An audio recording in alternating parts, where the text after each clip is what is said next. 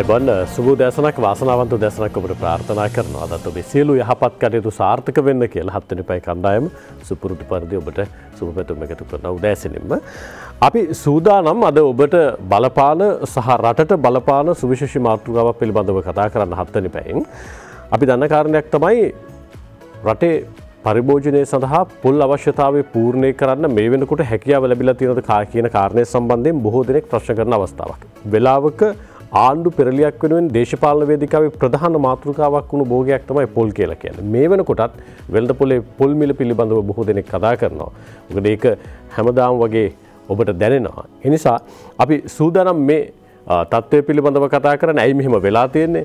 මේක පාලනය කරගන්න බැරිද? මේක පාලනය කරගන්න නම් මොකක්ද අපි කරන්න ඕන? අනෙක් පැත්තෙන් ප්‍රධාන අපනයන භෝගයක් විදිහට අපි පොල් කතා කලා කාල සීමාව තුළ තේ පොල් රබර් කියලා කියන්නේ අපේ රට විදේශ විනිමය ගෙනෙන ප්‍රධාන භෝගයක් කියන කාරණය සම්බන්ධයෙන් පොන් ත්‍රිකෝණයක් පිළිබඳව කතා කළා. අනෙක් පැත්තෙන් පොල් ඉඩම් ටික රැක ගන්න ඕන කියන තැන කතා කළා. අනෙක් පැත්තෙන් සංවර්ධනය වෙනුත් ඉඩකඩ වෙන් කරන්න ඕන කියන කාරණා සම්බන්ධයෙන් උත් කතා කළා. මේ සියල්ල එක්ක ඇයි මෙහෙම වෙලා තියෙන්නේ කියන කාරණේ අපි කතා කරමු අද. ඒ වෙනුවෙන් බොහොම ගෞරවයෙන් අපි ආරාධනා කළා පොල් වගා කිරීමේ මණ්ඩලයේ ගරු සාමාන්‍ය අධිකාරීතුමන්ට MJS රවිසිංහ මැතිතුමන්ට ඉතාමත් ආදරෙන් අයිබෝන් කියලා ඔබතුමා පිළිගන්නවා. ඒ වගේම පොල් පර්යේෂණ ආයතනයේ අධ්‍යක්ෂිකා ආචාර්ය සනාතනී රණසිංහ මහත්මියට බොහොම ගෞරවයෙන් ආරාධනා කළාද අයිබෝන් කියලා ඔබතුමා පිළිගන්නවා. ඇත්තටම ඇයි පොල් ගණන් වැඩි? මම කැමති එතනින් දැනගන්න. රවිසිංහ මැතිතුමනේ ඇයි මේ දවස්වල ඇත්තටම පොල් ගණන් වැඩි? ඇත්තටම දසුන් ලංකාවේ මාසෙකට පොල් අවශ්‍යතාවය මිලියන 250ක් විතර වෙනවා ගෙඩි. එතකොට අවුරුද්දට මිලියන 3000ක් විතර. සාමාන්‍යයෙන් අපේ 2800 3000 අතර ප්‍රමාණයක් තමයි අවුරුද්දකට දැනට හදන්නේ. හැබැයි මේක මාසපතා සමානව 250 ගණන් ලැබෙන්නේ නැහැ. ඒක යම් යම් මාසවල විචලනය වෙනවා. ඒ කියන්නේ ඊට කලින් අවුරුද්දේ හැදෙන කාලේ තිබිච්ච වැස්ස නැත්නම් පෑවිල්ල තිබ්බ උෂ්ණත්වය ඒ මත වෙනස් වෙනවා. ඉතින් නමුත් අපි පරිභෝජනයේ ලංකාවේ ගත්තොත් අපි පොල් කියන්නේ දෙවෙනි බත වගේ. පොල් නැති ජීවිතයක් ගැන කෑම ආහාරයක් ගැන අපිට හිතන්න අමාරුයි. අපිට ඒ වගේ හරි සංවේදී දෙයක්. එතකොට අපි පොල් පළදාව කොච්චර අඩු වුණත් වැඩි වුණත් අපේ පරිභෝජනය ඒ ගානම තියෙනවා. ඊට අමතරව දැන් පහුගිය කාලය තුරම ලෝකේ පුරාම මේ පොල් කියන ආහාරයක් ප්‍රචලිත වුණාම අපේ නිෂ්පාදනයේ 30ක් විතර තමයි අපි කර්මාන්ත වලට යොදාගන්නේ. හැබැයි මේ කර්මාන්ත වලට තියෙන ඉල්ලුම අද වෙනකොට දෙගුණ වෙලා තියෙනවා. නමුත් මේ දෙක අතර දෝලනය වීමක් තමයි තියෙන්නේ මේ නිෂ්පාදනයේ අඩු වෙන මාසවලදී. දැන් මේ මාසවල නිෂ්පාදනය සාපේක්ෂව අඩුයි. එතකොට ඉල්ලුම පෙර පරිදිම තියෙනවා කර්මාන්තයේ පැත්තේ. එතකොට පාරිභෝගිකයට යම්කිසි තරගයක් දෙන්න වෙලා තියෙනවා පොල් පරිභෝජනයේදී. ඒ නිසා යම්කිසි මිල ඉහළ යාමක් තියෙනවා. මේ තත්ත්වය යම් තාක් දුරකට පාලනය කරන්න තමයි අපි දැන් මැදිහත් වෙන්න අදහස් කරලා තියෙන්නේ. මොකද පොල් කියන එකට මිල ඉහළ ගියොත් සාමාන්‍ය එදිනෙදා සාමාන්‍ය ජනතාවගේ ජීවන බර ඉහළ යනවා. ඒක රජය මේ වෙනකොට මැදිහත් වෙන තීරණය කළා තියෙනවා, තීන්දුව තියෙන අරගෙන තියෙනවා.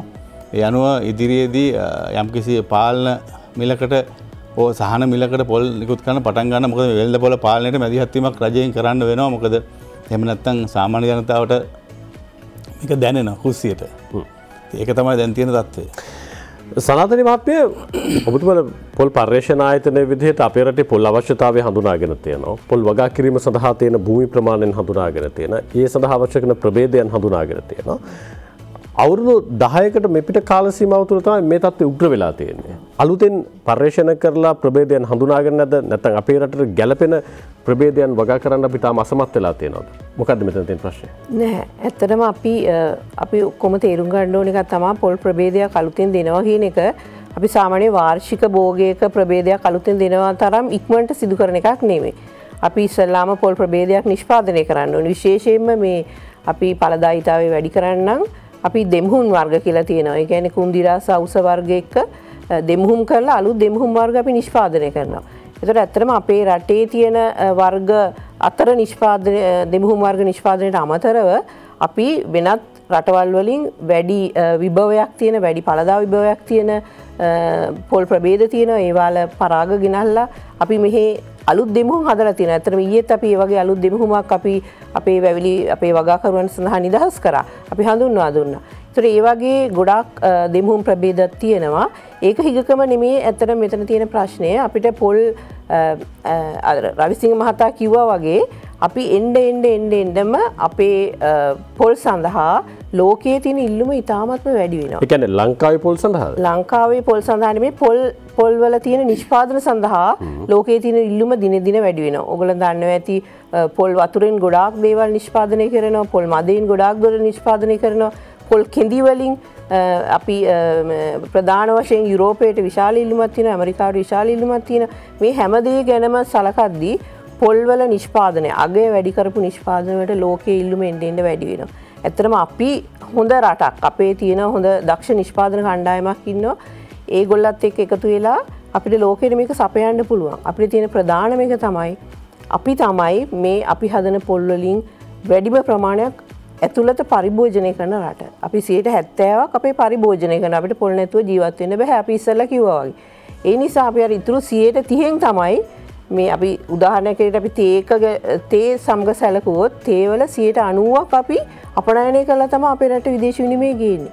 හැබැයි පොල් ගත්තොත් අපි 70%ක් අපේ රට ඇතුලේ පරිභෝජනය කළා.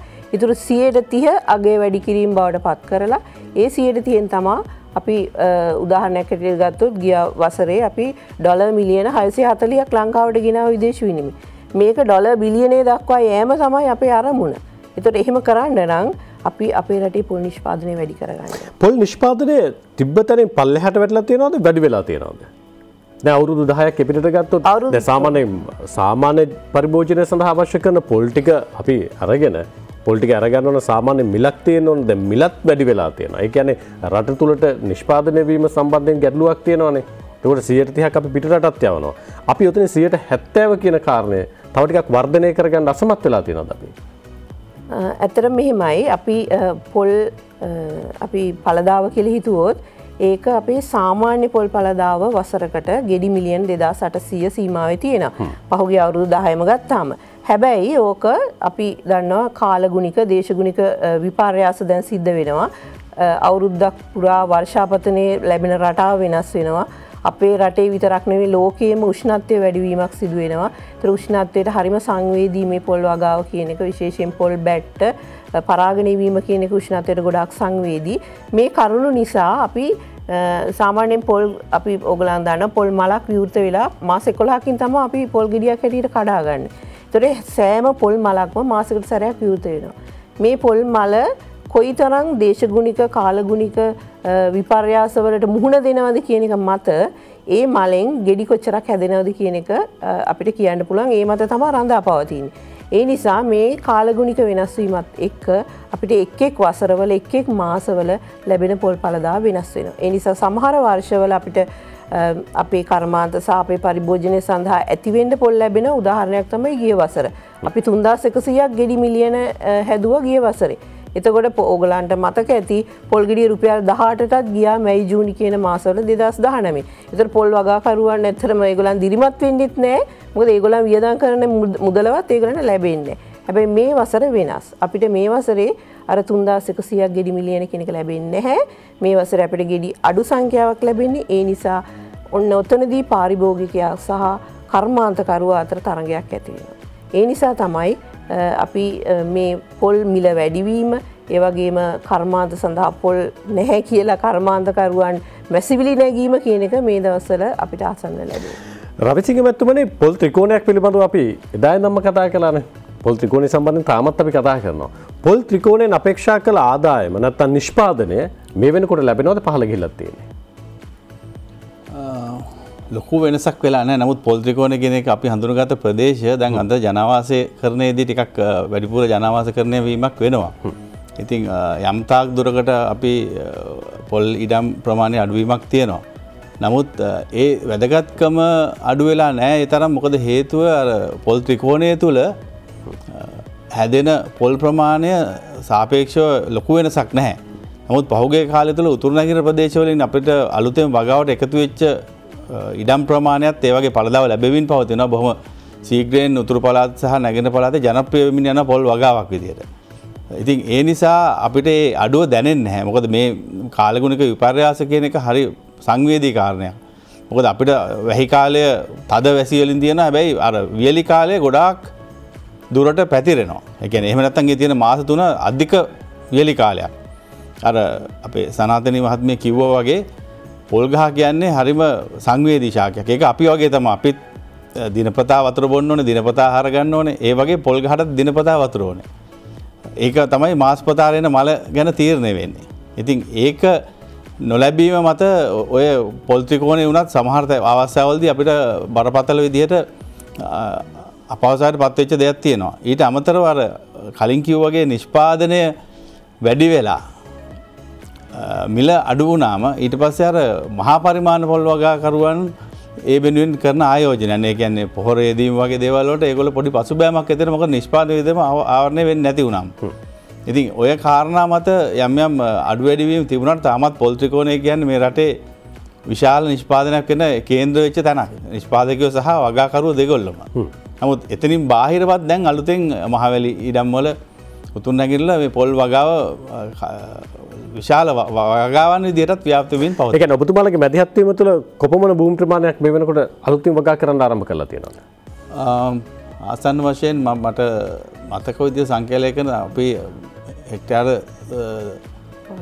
15000ක් විතර වගේ අලුතෙන් එකතු වෙලා තියෙනවා. එහෙම නැත්නම් මම හිතන්නේ මේ පහුගිය කාලේ අපි ඔය හැමතැනම මාධ්‍ය හරහත් ජනතාව අතර විශාල කතා බහක් ඇති වෙලා තියෙනවා. මොකද මේ පොල් ඉඩම් කැබලි කරනවා මේ ලෑන්ඩ් සේල්ස් නැත්නම් අපි කියන ඉඩම් හිමියෝ මේ ගස් කපනවා මැදිහත් වෙන්න කියලා. නමුත් ඒ තත්ත්වය තුලත් යමුතුරේ ඒකත් පාලනය කරගෙන යන අතරතුර වුණත් අපේ නිෂ්පාදනය ඒ මට්ටමෙන් පවත්වා ගන්න මෙන්න මේ දායකත්වය තිබුණා.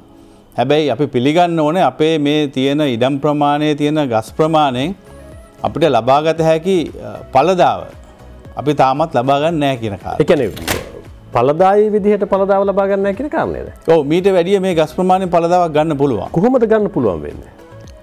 ඒකට කාරණා ගොඩක් තියෙනවා. ඇත්තටම අද අපි ඒ ගැන තමයි අවධානය යොමු කරන්න බලාපොරොත්තු වෙන්නේ. මොකද ඔක කෙටි කාලින සහ දිගු කාලින වැඩ පිළිවෙලක් තියෙනවා.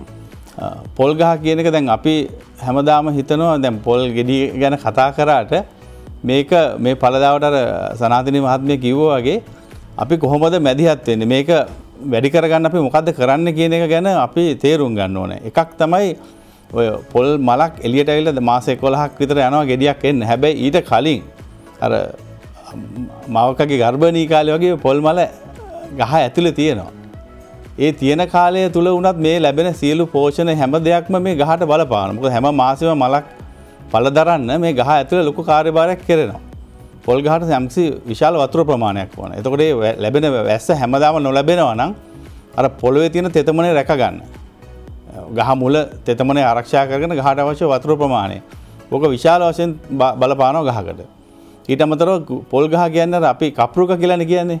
ඒකට කප්රුක කියලා කියන්නේ එක හේතුවක් මේ අනිත් තේ පොල් රබර් කියන භෝග තුනෙන් පොල් කියන භෝගය දැන් තේ ගත්තොත් තේ වල අපි දැල්ල නෙලාගෙන ඒකෙන් තේ හදනවා එච්චරයි. රබර් ගත්තොත් රබර් කිරිටි ගත්තා ඊට අමතරව රබර් ගහ. කඳ අපි යම්සි කාලෙක දැව වලට පාවිච්චි කරනවා. පොල් ගහ ගත්තොත් පොල් ගෙඩියේ තියෙන කොටස් සියල්ලම පාවිච්චි කරනවා. පොල් අතු ටිකත් පාවිච්චි කරනවා. අනිත්තර මටලු ඒ වගේ જાති ඒවත් පාවිච්චි කරනවා. පොල් ගහේ තියෙන කඳත් අපි පාවිච්චි කරනවා. මේ පොල් ගහේ ජීව කාලය තුල තියෙන අනිත් සියලුම දේවල් අපි යම් යම් දේවල්ට භාවිතා කරනවා. මේ ටික අපි එතනින් ඒ ගහ මුලින් ඉවත් වෙනවානේ. ඒකට අපිට බඩගිනි තියෙනකොට අපිට කෑමක් නැත්නම් අපි ඇවිදලා ගිහිල්ලා වෙන තැනකට කෑම තියෙන තැනකට යනවා. ගහකට මේක කරන්න බෑනේ. ඒකට ගහට අපි ළඟට දෙන්න ඕනේ මේ දේවල් ටික. ඉතින් අපි ගොඩක් වෙලාට අවධානය යොමු කරනවා මදි මේ ගහට අවශ්‍ය පෝෂණය දෙන එක කියන්නේ. ඉතින් ඒ ටික තෙතමනේ ආරක්ෂා කරන්න අපි දැන් පොල් වගකිරීම මණ්ඩලයේ මැදිහත් වෙලා පොල් පරිශනාතේ නිර්දේශ තියෙනවා. මේ ගහට කොහොමද තෙතමනේ දෙන්නේ? කොහොමද පොහොර යොදන්නේ? දැන් මට මතකයි අපි පුංචි කාලේ මමත් කුරුණෑගල ප්‍රදේශයේ ඉපදෙලා හැදුනේ අපේ වත්තේ පොල් ගස් එච්චර තිබුණේ පොල් ගස් 25ක් වොන්නම් තියෙන්නේ නැති. හැබැයි අපේ ගෙදර එකපාරක් මට මතකයි පොල් පොහොර යොදන. රවසිංහ මැතිතුමා ඔබතුමා පැහැදිලි කළා. මම අර කියමින් හිටියේ දැන් ඒ වෙලාවේ අපේ ගෙදර ගස් ටිකට පොල් පොහොර යොදන්න කියලා අපේ අම්මයි තාත්තයි දෙන්න කතා වෙලා පොහොර ගේනකොට ඒ ගෙදර කතා වෙච්ච දෙයක් මට මතකයි. ඒගොල්ලෝ කියනවා මේ පොහොර දාලා හැම මේ ගස් පොහොර වලට පුරුදු වෙයි දන්නේ හුරු වෙලා හැම අවුරුද්දෙම දාන්න වෙයි දන්නේ මේක කරදරයක් නේද? දැන් මම හිතන්නේ දැන් අවුරුදු ඔය සිද්ධිය වෙලා අවුරුදු 30කටත් වැඩි දැන් මම ඉතින් හැබැයි මම හිතන්නේ තාමත් සමහර සාමාන්‍ය ජනයා අතර ඔය මතය තියෙනවා. මේ නිවැරදිව මේ පොහොර යොදන ක්‍රමයක්ද මේ? අපි දකින්නේ ඔය ගහ මුල වසුන්‍ය දීම තෙතමනේ ආරක්ෂා කරගන්න. ඉතින් ඒ දේවල් ගසට පොහොර අපි සමහරවිට කාබනික පොහොර වෙන්න පුළුවන්, රසායනික පොහොර වෙන්න පුළුවන්. ඒ යොදනකොට තමයි අර ගහ පළදාව තීරණය කරන්නේ. මොකද ගහ බලනවා එයාට ලැබෙන සම්පත් වල හැටියට එයාට දරා ගන්න පුළුවන් ගෙඩි ප්‍රමාණය කොච්චරද කියලා. ඉතින් ඒක ගහ ගැන අපි බලනවා නම් ගහ මම හිතනවා විශේෂයෙන් අපිට මහා පරිමාණ වගාකරුවෝ ගැන නෙමෙයි. සාමාන්‍යයෙන් ගහ පොඩි වතු තියන අයට ගස් සීමිත ප්‍රමාණයක් තියෙන්නේ. සමහර වත්තක ගහක් දෙකක් වෙන්න පුළුවන්. ඉතින් මේ ගහ පවුලේ කෙනෙක් විදිහට මම හිතන්නේ මගේ මතය නම් මේ පොල් ගහ කියන්නේ අපිට දෙන සම්පත් ටික බලපුවම අපිට දෙන ජීවිතේට දෙන සහාය බැලුවොත් පවුලේ කෙනෙක් විදිහට සලකන්න. පවුලේ කෙනෙක් ගැන අපි බලනවා. එයා ගැන දිනපතා බලනවා. මොකද අපි ඉඳලා හිටලා මතක් වෙච්ච වෙලාවට බලනවා නෙමෙයි දිනපතා බලනවා.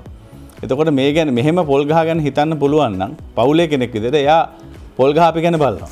සනාතනි මහත්මයා දැන් පහුගිය කාලේ කතා කරපු දෙයක් තමයි අපේ රටේ තියෙන පොල් ප්‍රභේද වලට සමහර වෙලාවට ආක්‍රමණික කෘමීන්ගෙන් ඇතිවන හානිය. මේකත් පොල් පළදාව සැලකිය යුතු මට්ටමකින් අඩු වෙන්න හේතු උනායි කියන කාලයක් මයිටාවන් පිළිබඳව කතා කළා. තව කාලයක් පොල් වගාවේ අර කරටි මේ යෑම සම්බන්ධයෙන් කතා කළා.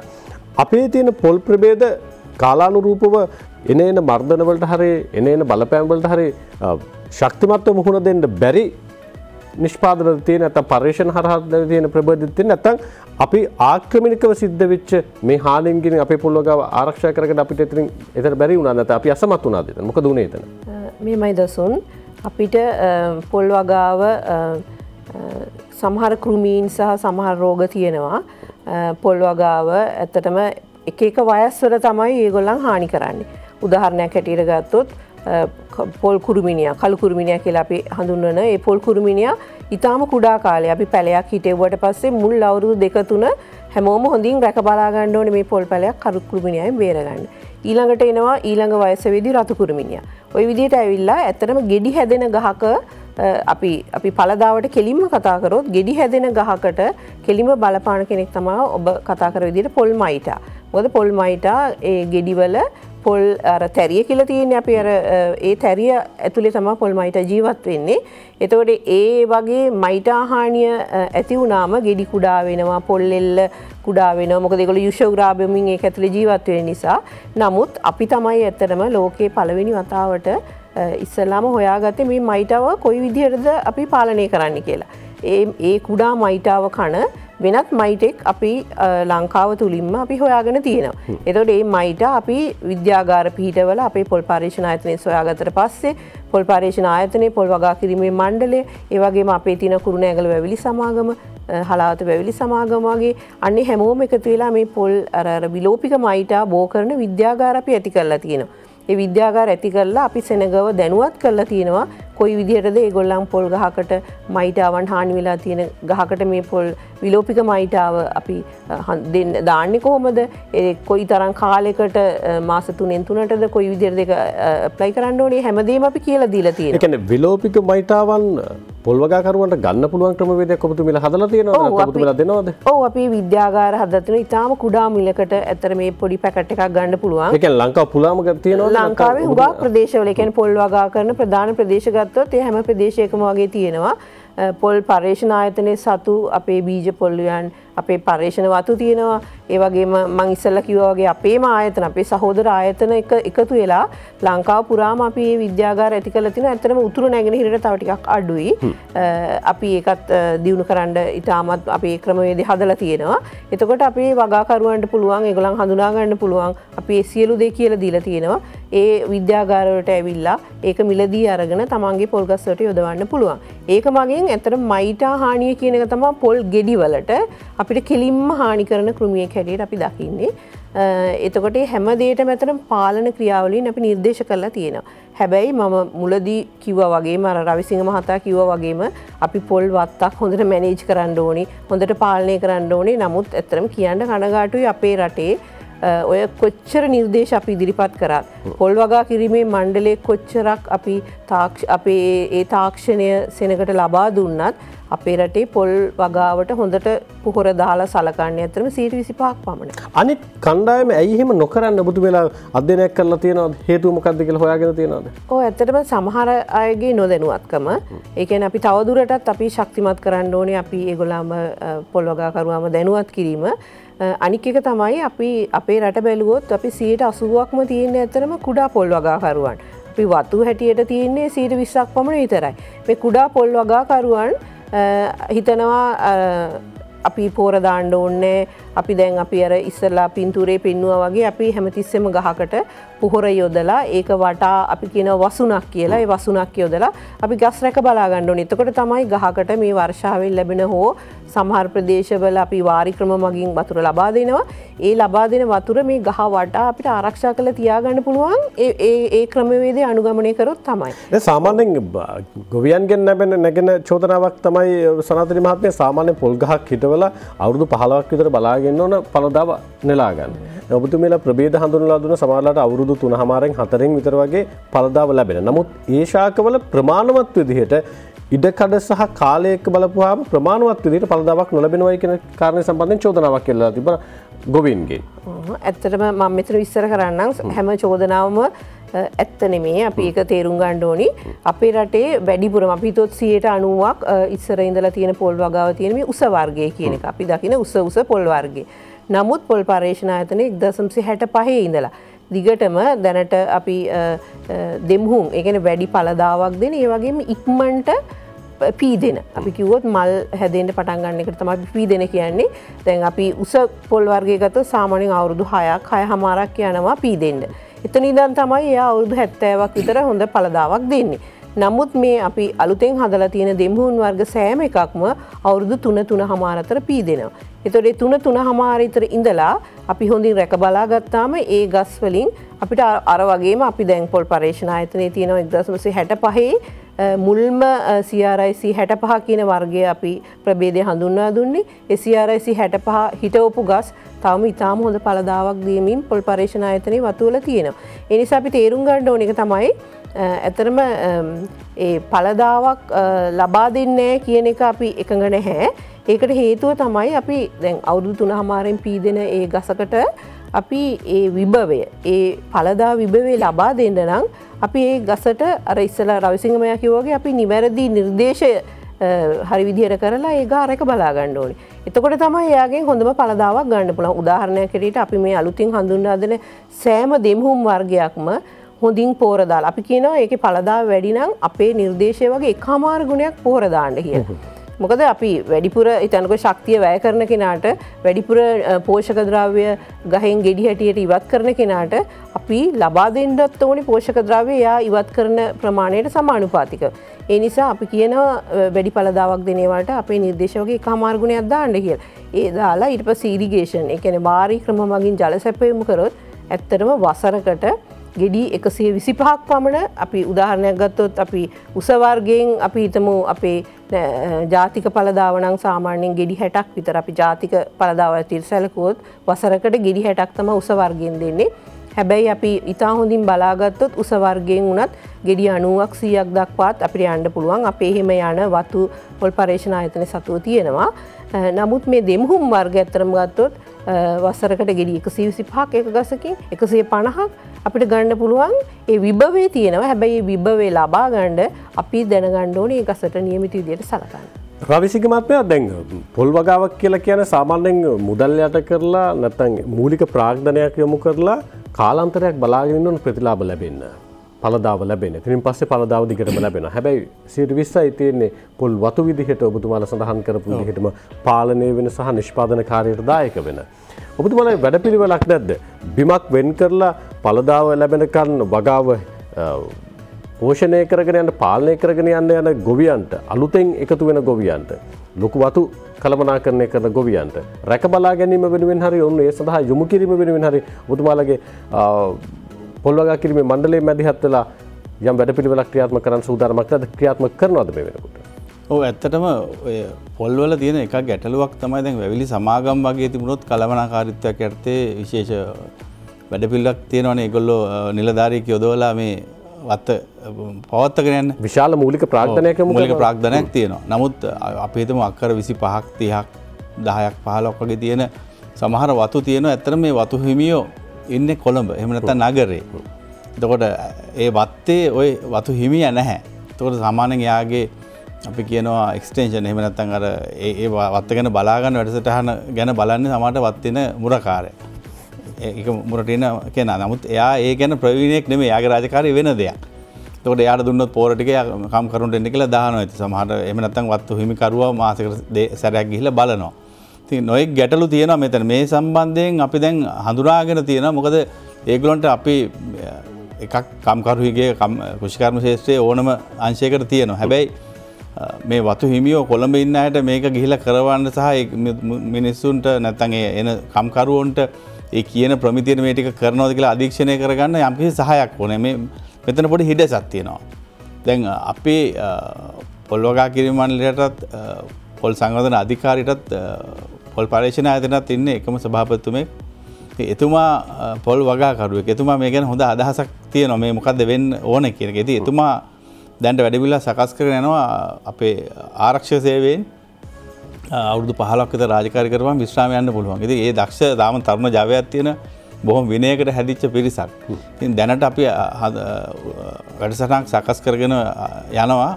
ඒ අයට යම්කිසි පුහුණුවක් දීලා ඒගොල්ලන්ට මේ හිමිකරුවන් වෙනුවෙන්, ඒ කියන්නේ අපි ඔක කියන අර හිමිකරුවන් එතන ඇබ්සන්ට් ඒ වගේ වතු සම්බන්ධයෙන් මේ කෙනෙක්ව පුහුණු කරලා එයා ඔහු වෙනුවෙන් පූර්ණ කාලීනව නැතත් එතනට එයාට පුළුවන් ඒ වැඩේ මෙහෙවන්න. වත්තේ මහත්තයෙක් විදිහට යොමු කරන්න. නමුත් අර වත්තේ පදිංචි වෙලා ඉන්න පරණ මහා විශාල වත්තකට කරන දේ කරන්න බැරි වුණාට මේක කරන්න පුළුවන්. එහෙනම් ඔබ කියපු අනිත් කාරණේට આવොත් දැන් පොල් ගැන කිව්වම පොල් වගාව එක අතුරු වගාව යන්න පුළුවන්. මොකද අක්කරයකට පොල් ගස් 64යි තියෙන්නේ නිර්දේශයේ. එතකොට මේ 64 කියන්නේ තව ඉඩ ප්‍රමාණයක් තියෙනවා. ඒ වගාවේ උස අනුව පොල් වගාව පැල කාලේ මධ්‍යම විදිහට හැදුනාම උසට ගියාම මේ වගාව ඇතුළේ තියෙන අර අවුව ලැබෙන ප්‍රමාණයත් එක්ක යටි වගාවක් අතුරු වගාවක් ඇත්තටම අතුරු වගාවක් යන්න පුළුවන්. ඉතින් ඒකට පොල් පරීක්ෂණ ආයතන නිර්දේශ තියෙන ඇත්තටම ගත්තොත් පොල් ඉඩමක අක්කරක පොල් විතරක් වවනවා කියන්නේ මං හිතන්නේ අපේ සම්පත් අපි නිසි ප්‍රයෝජනයක් ගන්නවා මදි. එතකොට ඒකේ ඇතුළේ තව අන්නාසි වගේ වගාවක් එහෙම නැත්නම් වෙනත් භෝග ඔය ගොඩාක් භෝග තියෙන ඒ භෝග වැවුවොත් තමයි මේක ආර්ථික වශයෙන් ඵලදායී වෙන්නේ. එහෙම නැත්නම් අර නිෂ්පාදන වියදම ආවරණය කරගන්න තමයි අනිත් අතට අපි පොහොර යොදලා ජල කළමනාකරණය කරලා ඒ දේවල් වලින් යටි වගාවක් නැත්නම් අතුරු වගාවට අපි යෙදෙන දේවල් පොල් ගහටත් ලැබෙනවා. අතුරු වගාවක් තියෙන හැම භූමියකම පොල් වල අසන්න වැඩි. ඉතින් එහෙම ගියොත් තමයි අපි මොනවා කරත් අපි හිතුවොත් දැන් මේක අපි කර්මාන්තයක් විදිහට පවත්වාගෙන යනකොට ගෙදරක තියෙන පැලයක් විදිහට වුණත් එහෙම නැත්නම් කර්මාන්තයක් විදිහට පවත්වාගෙන යනවා නම් මේක ඒ ආයෝජනයට නිසි මිලක් ලැබෙන්න ඕනේ. ඉතින් නිසි මිලක් ලැබෙන්න නම් ඒකේ ලාභදායී ගතිය වැඩි කරන්න. එහෙම නැත්නම් ඒ ලාභය වැඩි කරගන්න අනිවාර්යයෙන්ම මේ අතුරු වගා වලට යන්න ඕනේ. මොනවද ඒ එහෙම වගා කරන්න පුළුවන් අතුරු භෝග අන්නාසි එකක්. තාම මොනවද? ඔබතුමා නිදර්ශන ඉඟුරු කහ වගේ දේවල් එහෙම නැත්නම් පැෂන් ෆෘට් වගේ දේවල් වෙන්න පුළුවන්. තව සමහරට කෙසෙල් වගේ දේවල් වුණත් වවන්න පුළුවන්. ඒ ගහේ තියෙන උස මොකද ගහ පොඩි කාලේ විශාල ප්‍රමාණයක් ආවරණය කරනවා. ගහ අවුරුදු 5ක් විතර වෙනකන් උස නැති නිසා ඒ අතුවල. එතකොට අර වවන්න පුළුවන් දේ සීමිතයි. දැන් මධ්‍යම ප්‍රමාණය කියලා ගහ අවුරුදු 10ක් 15ක් කියලා උස ගියාට පස්සේ මතු පිට හොඳ ඉඩක් තියෙනවා වගාවල් කරගෙන යන්න. ඉතින් මම හිතන්නේ මටත් වැඩිය මේ ගැන සනාතිනි මහත්මිය නිර්දේශ කරා. මොකද ඒගොල්ලෝ මේ ගැන හොඳට අධ්‍යයනය කරලා තියෙනවා. ඒක කරනවා නම් තමයි මේ පොල් වගාවේ රැඳෙන්න මිනිස්සෙක්ට නැත්නම් ආයෝජකයෙක්ට ගොවියෙක්ට නැත්නම් ගෙවත්තේ වුණත් කෙනෙක්ට හේතුවක් ඇති වෙන්නේ නැත්නම් හිතනවානේ මම මේකට සල්ලි යොදනවා මට එන ප්‍රතිලාභය මදි කියලා. සමහර වෙලාවට පොල් වගාවට යොමු වෙලා තවත් පරම්පරාවකින් තමයි ආදායම ලබන්න පුළුවන් වෙන්නේ. එතකන් මොකද කරන්න කියන කාරණේ සම්බන්ධයෙන් බොහෝ දෙනෙක් දැන් අර ඔබ කියන වගේ අවුරුදු 6ක් 7ක් යන පොල් වගාවක ඒ 6 7 ඇතුළත අපිට ආදායමක් තියෙන. මොකද අපිට වියදම් විතරක් තියාගෙන අපි දෙයකට ආයෝජන කරනවා මදි අඩුයිනේ. ඉතින් ඒ වගේ වෙලාවක හොඳම දේ තමයි අර කෙටි කාලින භෝග වලට යන එක. ඒ නිර්දේශ තියෙනවා. එතකොට ඒ අනුව ගියාම අර කාලය තුලත් එයා තමුන්ට ආදායමක් එනවා. මොකද එහෙම නැත්නම් අපිට ඇත්තටම අපි හැමෝම යම් දෙයකට මුදලක් යොදවන්නේ ඒකේ ප්‍රතිලාභයක් බලාගෙන. එතකොට ඒ සඳහා මේ නිර්දේශිත භෝග වර්ග තියෙන ඒ තුලින් අර අපි කියන කෑෂ් ෆ්ලෝ කියලා මුදල් ප්‍රවාහය තියාගන්න පුළුවන් අර කම්කරුවන්ට පඩි ගෙවන්න ඕනේ හැම දෙයක්ම අවුරුදු ගාණක් කරන්න තියෙනවානේ. ඒ ටික කරගන්න කිසිම බාධාවක් නැහැ මේ අතුරු භෝග වගාවට ගියාම. හොඳයි. අපි දැකලා තියෙන දෙයක් තමයි සනාතනී මහත්මිය සමහර රටවල හැම කාලෙකම පළදාව තියෙනවා ගෙඩියේ වෙනස් වීමක් නැහැ, රසයේ වෙනස් වීමක් නැහැ. තායිලන්තයේ වගේ රටවල් වල අලුත් ප්‍රභේද හඳුන්වලා දීලා තියෙනවා. අයි අපිට තාම බැරි වුණේ කියන කාරණේ සම්බන්ධයෙන් අපි කතා කරමු. මේ ප්‍රභේද හඳුනා ගැනීම වෙනුවෙන් ඔබතුමීලා පරීක්ෂණ කරනවාද කියන කාරණේ සම්බන්ධයෙන්.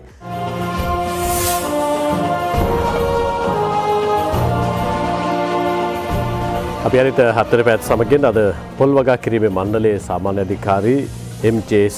රවිසිංහ මැතිතුමන් ඒ වගේම පොල් පර්යේෂණ ආයතනයේ අධ්‍යක්ෂ ආචාර්ය සනාතනී රණසිංහ මහත්මියත් එක්ක අපේ රටේ පොල් කර්මාන්තයට මොකද වෙලා තියෙන්නේ මහජනතාවගේ අවශ්‍යතා පූර්ණය කරන්න පොල් නිෂ්පාදනය කරන්න පුළුවන් කමක් තියෙනවද ඒ තියෙනවා නම් කොහොමද අලුත් ප්‍රභේද හඳුන්වා දීම අනෙක් පැත්තෙන් අලුත් භූමීන් වල නව පොල් වගාවන් ආරම්භ කිරීම මේ සියල්ල පිළිබඳව කතා කරමින් ඉන්නේ. අර විරාමයට යන කලින් මම කිව්වේ සනාතනී මහත්මිය තායිලන්තයේ වගේ රටක අපි දැක්ක පහුගිය කාල සීමාව තුළ මේ අලුත් ප්‍රභේද හඳුන්වා දෙන හැම කාලෙකම අස්වැන්න තියෙන එකම විදිහට එකම ප්‍රමාණයේ ගෙඩි අනෙක් පැත්තෙන් රසයත් සම්බන්ධයෙන් ලෝකයේ ඉල්ලුමක් තියෙනවා කියන කාරණේ සම්බන්ධයෙන් කතා කළා.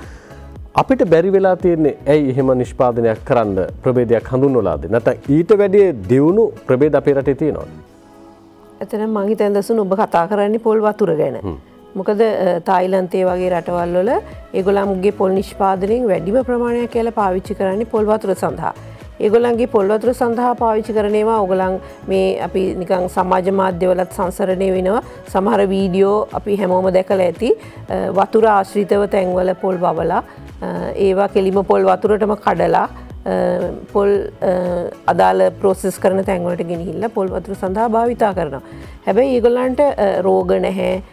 හැම අවුරුද්දෙම එකම විදිහට පළදාවක් එනවා කියන එක වෙන්නේ නැහැ. මොකද පොල් ගහක් කොයි රටේ වැව්වත් මේ අපේ තියෙන කාලගුණික විපර්යාස එක්ක එක විදිහට තමයි හැසිරෙන්නේ. නමුත් ඒ පොල් ගහ බලා ගන්න විදිහ අනුව ඒ කාලගුණ විපර්යාස නිසා ඇතිවන හානිය අවම කරගන්න පුළුවන්. ඒ නිසා තමයි අපි ඉස්සෙල්ලා මෙච්චර වෙලා අර කතා කරපු දේවල් කොහොමද පොල් ගහ බලාගන්නේ කියන එකේ යටි අරමුණ තමයි ඇත්තටම මේ අපි හැමෝම කතා කරනවානේ දේශගුණික විපර්යාස. ඒ වලින් පොල් ගහට වෙන හානිය අවම කරගන්න නම් අපි මේ නිර්දේශ ක්‍රියාත්මක කරන්න ඕනේ. එතකොට අපිට අවුරුද්ද පුරා බොහෝ විට එකම වගේ පොල් පළදාවක් ලබා ගන්න පුළුවන්. මම ඔබට උදාහරණයක් කියන්නම්. අපි තුමු ඉරිගේෂන් යටතේ තියෙන පොල් වගාවක්. අපි තුමු සමහර වියලි කලාපේ තැන්වල පොල් වගාව තියෙන්නේ වාරි ජල සම්පාදනය යටතේ. ඒතර වාරි ජල සම්පාදනය යටතේ දිගටම තියෙනවා නම් ඒ ගහට හොඳට පෝරක් දෙනවා නම් වතුරත් දිගටම ලැබෙනවා නම් අර උෂ්ණත්වයේ වෙනස් වීමට ඉතරයි එයා සංවේදී වෙන්නේ. එතකොට ඇත්තටම මේ අපි පොල් ත්‍රිකෝණයේ ගම්පහ පුත්තලම කුරුණෑගල දිස්ත්‍රික්කවල විචල්්‍ය වෙන තරමටම පොල් පළදාව මාස හරහා විචල්්‍ය වෙන්නේ නැහැ. අපි වාරි ජල සම්පාදනයත් එක්ක වගා කරන පොල් වගාවක්. ඒකට හේතුව තමයි අපි පොල් ගහට අවශ්‍ය දේ හැමතිස්සෙම ලබා දීලා තියෙන නිසා. ඒ නිසා අපි තේරුම් ගන්න ඕනේ දැන් ඔබ ඇහුවා වගේ තායිලන්තයේ වගේ රටවල් වල ඒගොල්ලන්ගේ එක සමාන එක වගේ පොල් පළදාවක් ලැබෙන එකයි අපිට නොලැබෙන එකයි අතර වෙනස අපි පොල් ප්‍රභේද බිහි නොකිරීම නෙමෙයි. ඇත්තටම අපි පොල් ප්‍රභේද හොඳින් බිහි කරලා තියෙනවා. ඒක මම ඉස්සල්ලාම කිව්වා වගේ ඒක යම්කිසි කාලයක් අපි පොල් ප්‍රභේදයක් හදලා ඊට පස්සේ අපි ඇත්තටම පර්යේෂණ තත්ත්වයටදී ලංකාවේ වියලි කලාපේ, තෙත් කලාපේ, අතරමැදි කලාපේ අපි පර්යේෂණ වගාවන් දානවා. ඒ පර්යේෂණ වගාවන් දාලා අපි අවුරුදු ගාණක් බලනවා මේ පර්යේෂණ වගාවන් වල කොයිතරම් කාලෙකින්ද මල් පීදෙන්න පටන් ගන්නෙ, කොයි විදිහටද පළදාවක් එන්නේ, මාස අතර මේ වර්ෂාපතනය උෂ්ණත්වය වෙනස් වෙනකොට ඒ විචල්්‍යතාවයට මේ ඔරොත්තු දෙන්නේ කොහොමද? ඒ ඔරොත්තු දීම අඩු ප්‍රභේද මොනවාද, වැඩි ප්‍රභේද මොනවාද කියලා අපි හඳුනාගෙන ඔක්කොම මේ පර්යේෂණ ඉවර වෙලා තමයි ඇත්තටම අපි වගාකරුවාට අලුත් ප්‍රභේදයක් හැටියට මේක නිකුත් කරන්නේ. මොකද නැත්තම් අපි දෙමුහුම් කරන හැම ප්‍රභේදම ඒ ගමම්ම අපි වගාකරුවාට දුන්නොත් ඒක අසාර්ථක වුණොත් ඒක පොල් පර්යේෂණ ආයතනයේ අසාර්ථකකමක්. ඒ නිසා හැම තිස්සෙම අපි ප්‍රභේදයක් හදනවා. ඒක අපි කොයි විදිහටද එයාගේ ඵලදායීතාවය වෙන්නේ කියන එක ලංකාව පුරා මේ වගේ පර්යේෂණ වගාවල් දාලා බලන ඒ සමහර දේවල් අපේම වතුවලනේ මේ අපි වගාකරුවන්ගේ වතුවලත් මේ පරීක්ෂණ වගාවල් දානවා. ඒතකොට ඒගොල්ලන් ඒක දකිනවා. සනාතනි මහත්මිය මේ වෙනකොට මොනවද අලුතෙන්ම ඔබතුමීලා සිද්ධ කරලා තියෙන පරීක්ෂණ වලට අදාළව නිෂ්පාදනය කරලා තියෙන නැත්නම් නිපදවලා තියෙන පොල් ප්‍රභේද? ඔව් ඇත්තටම අපි ලංකාවේ තියෙනවා කොළ කුන්දිරා, කහ කුන්දිරා කියලා කුන්දිරා වර්ග. ඊට පස්සේ අපි ලංකාවෙම තියෙන උස පොල් ප්‍රභේදයක්. ඒකේ ඒ දෙක අතර දෙමුහුන් වර්ග තමයි ඉස්සර අපි හදන්නේ. නමුත් ඊට පස්සේ අපි දැන් ඊයේ මම උදාහරණයක් කිව්වොත් ඊයේ පොල් වගාදීනේ අපි නිකුත් කරේ ඇත්තටම වෙන රටකින් ගෙන ආපු පොල් වර්ගයක පරාග සහ අපේ වර්ගයේ අපේ ඉතා දියුණු කර උස වර්ගයක් මිශ්‍ර කළා. එතකොට ඒ වගේ අපි දෙමුහුන් වර්ග දැනට 6ක් 7ක් පමණ අපි වගාකරුවන්ට ලබා දීලා තියෙනවා. විදේශ වෙළඳපොලේ තියෙනවා නම් පොල් වර්ග සම්බන්ධ ඉල්ලුමක් සහ හොඳ මාකට් එකක් තියෙනවා නම් තායිලන්තයේ වගේ අපේ රටේ බැරිද පොල් පරිභෝජනය සඳහා අවශ්‍ය කරන පොල් නිෂ්පාදනය කරන්න වගාවක් සහ විදේශ වෙළඳපොළ ඉලක්ක කරගෙන පොල් වතුර සඳහා නිෂ්පාදනයන් කරන්න වගාවන් ආරම්භ කරන්න? ඇත්තටම පුළුවන්. ඔබ හරිම නිවැරදි. අපිත් ඒක ඉදිරි වසර 5 අපේ තියෙන ක්‍රියාත්මක සැලැස්මට අපි දේ දාලා තියෙනවා. ඒ කියන්නේ අපි ඉස්සල්ලාම තමයි අපි මේ තියෙන අපේ දැන් පොල් වගාව අපි කුරුම්බා හැටියට කඩන්න දෙන්නේ නැහැ. අපි ඒක පොඩ්ඩක්වත් මොකද වගාකරුවෙක් කුරුම්බා හැටියට ඒ ගෙඩි කඩාගත්තොත් අපි පොල් ගෙඩියක අපි ඉස්සලා කතා කරා පොල් මදේ, පොල් එල්ල, පොල් වතුර, පොල් කට්ට, ෂෙල්ස් පොල් කටුවලට ලොකු ලෝකයේ ඉල්ලුමක් තියෙනවා අපේ චාකෝල් හදලා යවන එක අපේ ඇක්ටිවේටඩ් චාකෝල්. ඒ නිසා අපි කුරුම්බා කඩන්න දෙන්නේ නැහැ. නමුත් පොල් වතුර වලට ලෝකයේ තියෙන ඉල්ලුම දිනෙන් දිනම ඉහළ යනවා. එතකොට අපිට ලොකු විභවයක් තියෙන පොල් වතුර වලින් අපේ රටට විදේශ විනිමය ගේන්න. අපි දැනට ඉතා හොඳින් මේ කාර්ය කරන නිෂ්පාදනකරුවනුත් ඉන්නවා. ඒ නිසා පොල් පරීක්ෂණ ආයතනය මේක දුරදිම දැක්කා. ඒ නිසා අපි තැඹිලි කියන්නේ ඇත්තටම අපි ආර්ථිකව වෙන බීමක් හැටියට පමණක් පාලනය කරන දෙයක්. අපි තැඹිලි වගාව අපි දන්නවා ලංකාවේ එක තැන ඊටාම පොඩි ගස් ගානක් එක වතුවල තියෙන විදිහට විසිරීලා තියෙන වගාවක් තියෙන දසුන්. ඒ නිසා අපේ තියෙනවා යම්කිසි ක්‍රමවේදයක් දැනටත් අපි හඳුනාගෙන අපි ඇත්තටම ඒ ප්‍රදේශවල පසේ යෝග්‍යතා ඇත්තටම අපි පොල් වගාවක් හරි ඒ දෙයක් පටන් ගදී හැමතිස්සෙම පාංශු යෝග්‍යතාවය කියන එක දැන් බලලා තමයි පටන් ගන්නේ. මොකද ඉස්සර අපි හැම තැනම පොල් වැව්වා අසාර්ථක වුණා. නමුත් අපේ දැන් ක්‍රමවේදයක් තියෙනවා පාංශු යෝග්‍යතාවය පොල් වලට සුදුසුද මේක කියලා බලලා ඒක අපේ කාණ්ඩගත කිරීමේ ක්‍රමවේදයක් පොල් පරීක්ෂණ ආයතනය හඳුන්වා දීලා තියෙනවා. ඒතකොට මේ කාලෙත් අපි සිදු කරනවා සමහර දැන් අපි හිතමු මාතලේ වගේ ප්‍රදේශයේ සමහර වගාවන් තියෙනවා අපිට ලංකාවේ ආර්ථික වශයෙන් හෝ පාරිසරික වශයෙන් හෝ ඒ තරම් වැදගත් වෙන්නේ නැහැ. ඒ වගේම සමහර දේවල් අපිට ඉවත් කරලා හොඳ ආර්ථික භෝගවලට යන්න පුළුවන්. ඒ වගේ ස්ථාන අපි හඳුනාගෙන තියෙනවා. අපි මේ පාංශු යෝගතාවය බලලා ඔබ දැන් අහපු ප්‍රශ්නය වගේ තැඹිලි හෝ ඒ වගේම අපිට පුළුවන් කුන්දිරා දෙමුහුන් වගාවල් තියෙනවා අපිට වතුර සඳහා පාවිච්චි කරන්න පුළුවන්. ඊටාම ප්‍රණීත රසයක් තියෙනවා. පෝෂදායී ගුණයෙන් වැඩි ඒ දේවල් අපි පරීක්ෂණාගාරවල හඳුනාගෙන තියෙනවා. ඒ නිසා අපි ඒවා සමහරවිට අක්කර 400ක් 500ක් වගා කිරීමේ ක්‍රමවේදය දැන් හඳුනාගෙන තියෙනවා. සාමාන්‍ය අධිකාරිතුමනි මේ පොල් මිල වැඩි වෙනකොට ඔබතුමාලා පොල් ආනයනය කරන්න සූදානම් කියලා පහුගිය කාලේ කතා කළා. ඒ සඳහා කළ යුතුයි මැදිහත් විය යුතුයි කියලාත් මහ ජනතාව පැත්තෙන් ඉල්ලීම ආවා. පොල් මිල වැඩි වුණොත් මේ මිල පාලනය කිරීම වෙනුවෙන් ආනයනය කිරීමක් කරන්න සිද්ධ වෙනවද? කරනවද? එහෙම නැත්නම් මේ තියෙන තත්ත්වය කළමනාකරණය කරගන්නවද? මම හිතන්නේ අපි පොල් ආනයනය කරන එක එච්චර නුණක්කාර කටයුත්තක් නෙමෙයි. දැනට කරන්නේ නැද්ද? නෑ. මොකද අපි දූපතක්. අපිට ඒ ආරක්ෂාව තියෙනවා. මොකද වෙන රටකින් පොල් ගෙඩියක් ගෙනාවොත් ඔය හරහා එන්න පුළුවන් අනතුරු වැඩි. මොකද අපේ වගාව දැන්ට වෙන කෘමිහානි හරි ඒ දේවල් අපි රට ඇතුළේ ඉන්න අයගෙන් විතරයි තියෙන්නේ. අපි පිටින් ගෙනාවොත් අපි නොදන්න තව රෝගයකට නිරාවරණය වෙනවා වෙන්න පුළුවන්. ඉතින් අපිට පොල් වගාව තුල කාලෙන් කාලට මේ වෙන නිෂ්පාදනයේ විචලනයට මුහුණ දෙන්න වෙනත් විකල්ප තියෙනවා. මොනවද ඒ තියෙන විකල්ප? අපිට එකක් තමයි අපේ තියෙන නාස්‍ය වළක්වා ගැනීම. ඉතිරියක් කරගන්න අපි නාස්‍ය වළක්වා ගන්න ඕනේ. සාමාන්‍යයෙන් අපේ ගෙඩි මිලියන 1800කින් 2600කින් 1600ක් 1800ක් විතර ප්‍රමාණයක් අපේ ගෘහස්ත පරිභෝජනයට යනවා.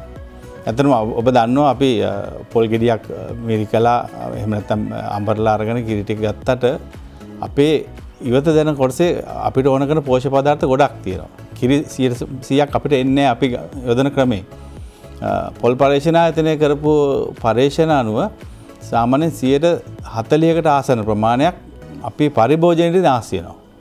අපි ගත්තොත් විශාල ප්‍රමාණයක් ගෙඩි මිලියන අපි හිතුවොත් 1800ක් 1500ක් අපි වාචික කරනවා කියලා 140 කියන්නේ ගෙඩි මිලියන 500ක් 600ක්. ඒක විශාල අගයක්. ඒ කියන්නේ අපිට දැන් අපි හිතනවා නම් කර්මාන්තයට අවශ්‍ය මදිපාඩුවක් තියෙනවා නම් ඒ තමයි අපි නාස්ති කරන කොටස. ඉතින් අපිට එක පැත්තකින් රටට විදේශ විනිමය එන අවස්ථාවක්. දැන් අපිට කර්මාන්ත අපිට එහෙම නැත්නම් සංචාර කර්මාන්තය ගැන විනිමය අඩු වෙලා තියෙනවා. නැත්නම් විදේශ රැකියාව වලින් නැගී විනිමය අඩු වෙලා තියෙනවා. අපිට දැන් මේ විදේශ විනිමය ඕන කාලයක්. අපි හිතුවොත් මේ පොල් රටේ හැදෙන මේ මිලියන 2800 මේ රටේ හැම මහ ජනතාවගේ හැම කෙනෙක්ටම ගෙම සම්පතක්. එතකොට අපි මේ ඉතුරු කරන්නේ අපේ ගෙදර ගෘහස්ත පරිභෝජනයෙන් 30ක් ඉතුරු කර ගන්නවා කියන්නේ ගෙදරට මාසික රුපියල් 500ක් 600ක් අමතර ඉතිරියක්. දවසට එක පොල් ගෙඩියක් පාවිච්චි කරනවා. හැබැයි ඊට අමතරව අපි රට වෙනුවෙන් ඊට වැඩිය ලොකු ඉතිරියක් කරනවා. මේ රටේ තියෙන අහිංසක මහ ජනතාවගේ එහෙම නැත්නම් මේ රට දියුණු කරන්න ඉදිකරු ජනාධිපතිතුමාගේ වැඩපිළිවෙලේ ওই දුප්පත්කම නැති කිරීම කියන එක විශාල ඉදිරියේම තියපු න්‍යාය පත්‍රයේ ඉදිරියේම තියෙන දේ. ඉතින් එතනදී එකක් තමයි අපි ආදායම වියදම් අඩු කරන එක, අනිත් පැත්තෙන් ආදායම වැඩි කරන එක, විදේශ ආදායම වැඩි කරගන්න එක. ඒ ඔක්කොටම මේ අපි ගෙදර ඉතිරි කරන පොල් බෑයකින් අපි දායක වෙනවා. ඇත්තටම අපි ගෙදර ඉඳන් විදේශ විනිමයක් උපයනවා වගේ දෙයක් අපි මේ නාස්තිය වළක්වා ගැනීම. ඉතින් ඒක විශාල වශයෙන් අපේ සෞඛ්‍ය මොකද අපි මේ පොල් පරිභෝජනය කිසිම වෙලාවක අඩු කරන්න කියලා අපි කියන්නේ නැහැ. මොකද හේතුව මේකේ තියෙන ಗುಣ බැලුවොත් පෝෂණීය ගුණය සෞඛ්‍යමය වටිනාකම ඒ සියල්ල මැද කිසි කෙනෙක් පොල් පරිභෝජනය අඩු කරන්න කියලා මම කියන්නේ මොකද ඒක අපි තියාගන්න. හැබැයි මේ නාස්තිය වළක්වන්න ඕනේ. ඒ එකක්. ගෙදරදි කරගන්න පුළුවන් දේ. ඊළඟ දේ තමයි අපේ තියෙන පොල් ගස්. අපි අර කිව්වාගේ 80% විතර සාමාන්‍ය මධ්‍යම සහ සුළු පරිමාණ ගොවියෝ ඉන්නේ. මේ තියෙන ගහකට අර වසුන් යොදලා තෙතමනේ ආරක්ෂා කරන්න පුළුවන් නම් පෝර ටිකක් දාලා තියන්න පුළුවන් නම් ඒ ගහ ආරක්ෂා කරන ඒ වගේම සමහර තව කාරණයක් තියෙනවා. මේ ගස් වර්ධනයේදී යම් යම් අවහිරතා තියෙනවා. කියන්නේ ඔල්රෙඩි වදුල හැදිලා තියෙනවා අතු තියෙනවා නම් ඒවා එක්කල හොඳට ගහ උස යනකම් අපි ගහට හොඳට අවුව දෙන්න ඕනේ. උස ගියාට පස්සේ එයාට පුළුවන් අනිත් අයට ඉහළින් ඉඳගෙන ඒ ටික කරගන්න. ඒ කාලේ අපි බලා ගන්න ඕනේ. අනිත් කාරණේ තමයි මේ ගහක සමහර ගහ කඳ හීනි වෙලා මේ දැන් පළදාව දෙන්නේ නැති ගස් තියෙන සමහර කනාටු වෙලා අපි කියලා කියන්නේ. ඒ වගේ වෙලාවක ඒ ගස් ඉවත් කරලා ඒ කියන්නේ යට පැලයක් හදලා ඒ පැලේ යම් කිසි මට්ටමකට එනකොට අර ගහ ඉවත් කරන්න පුළුවන්. මොකද අපිට මුලින්ම කපලා ඉංගොත් ගෙඩි දෙකක් හරියන එක නැති වෙනවා නම් අපිට පුළුවන් පැලයක් හදලා ඒක යම් කිසි මට්ටමකට කොට අනිත් ගහ ඉවත් කරන්න. ඒ වගේ බොහොම නුවණක්කාරව ඒ දේවල් හිතනවා නම් මම කියන්නේ අපි ඉන්න රටේ මිලියන 2ක් විතර සහනාධාරලාභීන් ඉන්නවා. ඉතින් ඒ පිරිස ගත්තොත් ඒ සියලු දෙනාමත් එක්ක මේ විදිහට හිතන්න පුළුවන් නම් තමුන්ගේ ඉඩකඩ තියෙන තැනක පොල් පැලයක් හදලා එහෙම නැත්නම් අඩු පළදාව තියෙන ශාකයක් තියෙනවා නම් ඒක ඉවත් කරලා ඒ වගේම තව කාරණයක් කියන්න ඕන මම හිතන්නේ පොල් ගහ පරාගණය වෙනකොට අපි දැන් අපේ තියෙන වත්තේ තියෙන පොල් ගහක ගෙඩියක් ගන්නකොට අපි ඒකම පැල කරන්නත් පුළුවන්. හැබැයි සමහරවිට අපි දන්නේ නැහැ මේ පරාගණය වෙලා තියෙන මොන ආකාරයේ ගහක් එක්කද කියලා. ඉතින් එතකොට નિયમિત හොඳ ප්‍රමිතියකින් තියෙන. අපි හඳුනාගත්ත හොඳ ප්‍රමිතියකින් ගත්ත ප්‍රභේදයකින් ගත්ත පැලයක් හදා ගන්න පුළුවන් නම් තමයි අර කියන අපිට වැඩි ඵලදාවක් ලබා ගන්න පුළුවන්. ඒක තමයි අනිත් වැදගත්ම කාරණේ. මොකද එතනදී අපි ගෙඩි හැදුනට පස්සෙම අපි දැන් අවුරුදු 4-5ක් ගිහිල්ලා අර පළවෙනි අවස්ථාවේ નિયમિત තෝරා ගැනීම කරනවා නම් නිසි ආකාරයට පැලයක් හදනවා නම් මම හිතන්නේ අර පළවෙනි අඩිය අපි හරියට තිබ්බේ නැත්තම් ඉතුරු අඩිය ටිකත් අපි සෑහෙන කාලයක් ගිහිල්ලා අපි ආයෝජනය කියන්නේ නිසි ප්‍රතිඵල එන්නේ නැති වෙනවා. ඉතින් ඒ ටික කරගන්න පුළුවන් නම් මේ පොල් වගාව කෙටි කාලීනව අපිට අපේ අස්වැන්න වැඩි කරගන්න පුළුවන්. මේ ප්‍රශ්නෙට මුහුණ දෙන්න පුළුවන්. දෙවෙනි එක තමයි දීර්ඝ කාලීන එක. අපි තියෙන විශාල වගාවල් වල අර නිසි පිළිවෙත් අනුගමනය කරලා සහ අලුත් වගාවල් වලට කෘෂිකාර්ම පිළිවෙත් ඒ කියන්නේ ඉරිගේෂන් සිස්ටම්ස් දාන එක එහෙම නැත්නම් අපිට පෝර යොදන එක ඔය හැම දෙයක්ම හිතලා අර පාළු තියෙන දැන් විශාල වතු වල ගොඩක් කරලා තැන් තැන් වල ගස් මැරිච්ච අකුණු වෙදිච්ච ඔබ දැකලා තියෙන තරම් අකුණු වෙදිච්ච ගස් තියෙනවා. එහෙම නැත්නම් කඳ හීනි වෙලා ගිය නිකන් දැක්කහම පේනවා ඒකේ අතු දෙක තුනයි තියෙන්නේ. ඉතින් ඒ වගේ ගස් ඉවත් කරලා අපි ඒ ගස් වලින් නිසි ප්‍රයෝජනයක් ගන්න පුළුවන් අලුත් පැල දානවා නම් මේ නිෂ්පාදන විශාල අගයකට කියන්නේ මිලියන 3000 මිලියන 4000කට එහා අගයකට කිසිම අවහිරකින් තොර අපිට යන්න පුළුවන්. හැම දෙයකටම විකල්පයක් තියෙනවා. පොල් වලටත් විකල්පයක් තියනවාද? මානව පරිභෝජනය සඳහා අවශ්‍ය කරන නිෂ්පාදනය කරගන්න බැරි නම් අතිරික්තයක් තියෙනවා නම් අනෙක් පැත්තෙන් එතන හිඩසක් තියෙනවා රිත්තකයක් තියෙනවා නම් අතිරික්තයේ විදේශ වෙළඳපොළට යවන්නත් රිත්තකයේ පුරවා ගැනීම වෙනුවෙන් නව නිෂ්පාදනය කරන්නත් අපිට සිද්ධ වෙනවානේ. එනිසා පොල් වලට විකල්පයක් තියනවාද? සනාතනි මහත්මයාගෙන් පිළිතුරක් බලාපොරොත්තු වෙනවා.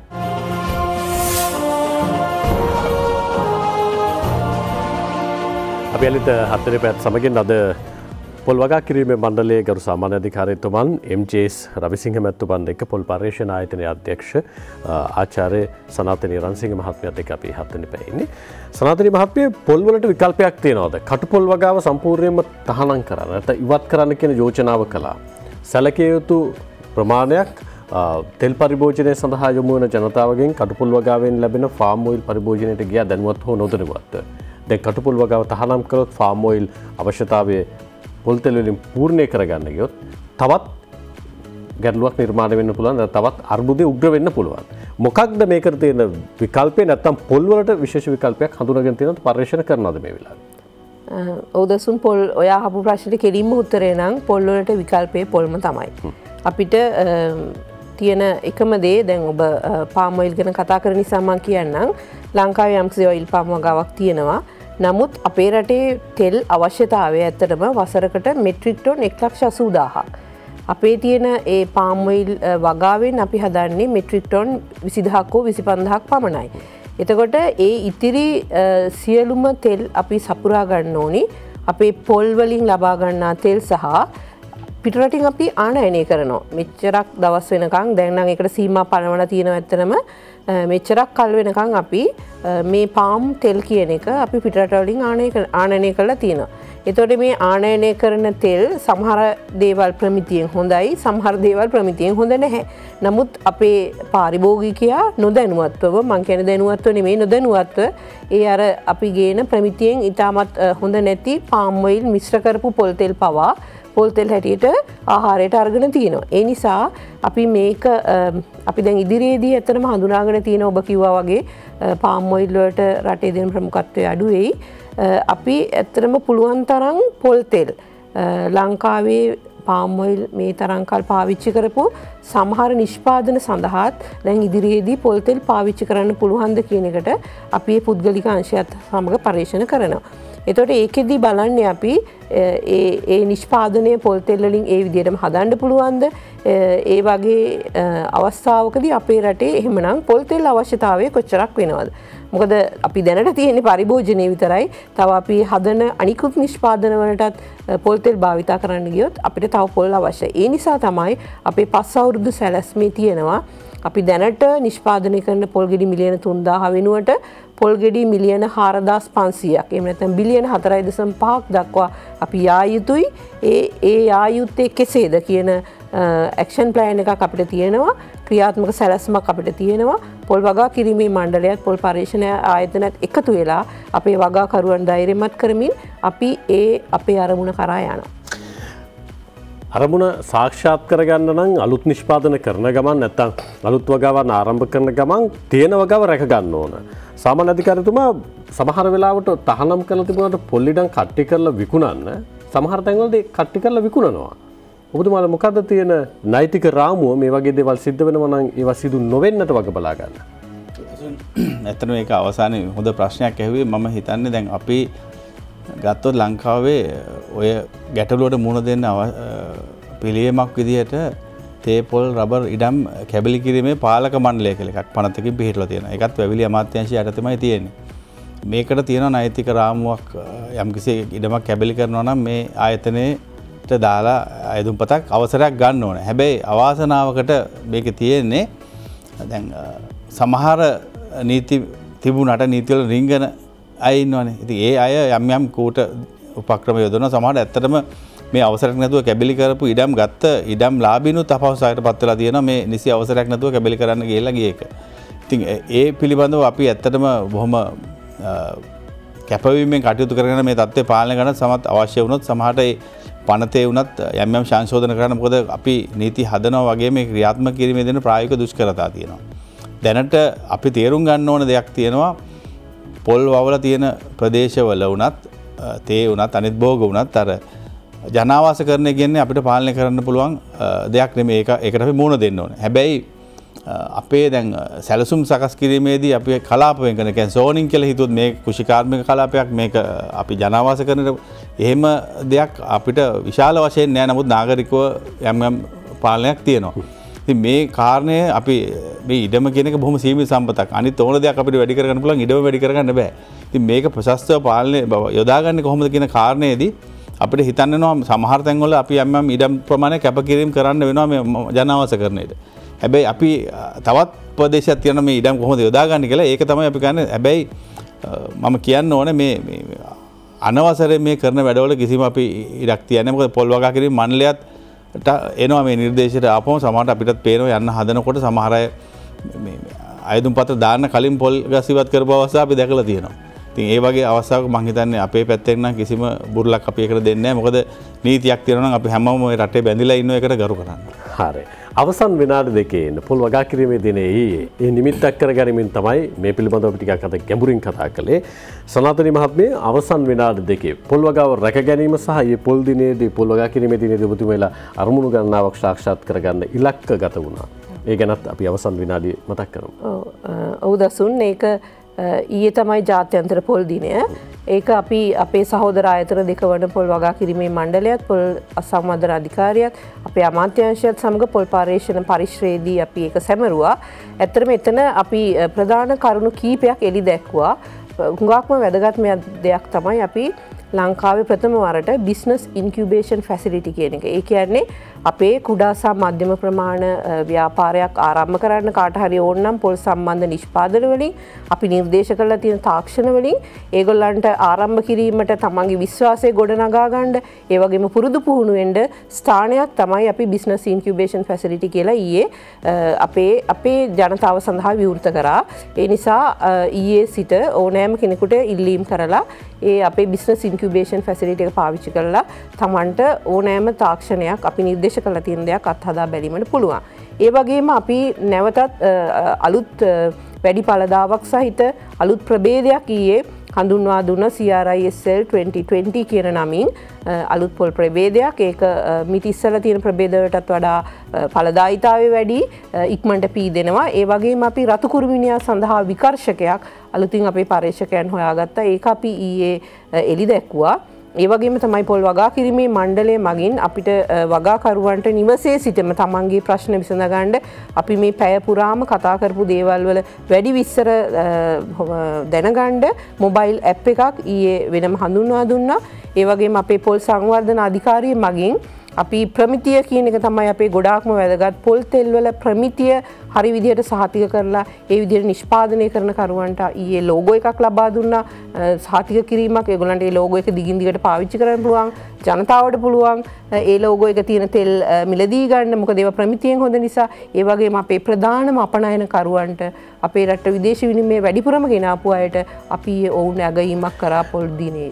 හොඳයි. අපි බෙහෙවින් ස්තුතිවන්ත වෙනවා පොල් වගා කිරීමේ මණ්ඩලයේ සාමාන්‍ය අධිකාරීතුමන්ට MJS රවිසිංහ මහත්මයාට ඒ වගේම පොල් පර්යේෂණ ආයතන අධ්‍යක්ෂක ආචාර්ය සනාතනි රන්සිංහ මහත්මියට 17 වෙනි පැයට සහභාගී වීමේ කාරණා සම්බන්ධයෙන් ජනතාව දැනුවත් කිරීම සම්බන්ධයෙන් ආයුබෝවන් කියලා බොදපලට සමුදේ. ගැමි ගම්මානවල ඇත්තෝ එදා කිව්වේ ගොක්කත්තක් කැපුවොත් බාල වෙන්නේ පොල් වල්ලක් කියලා.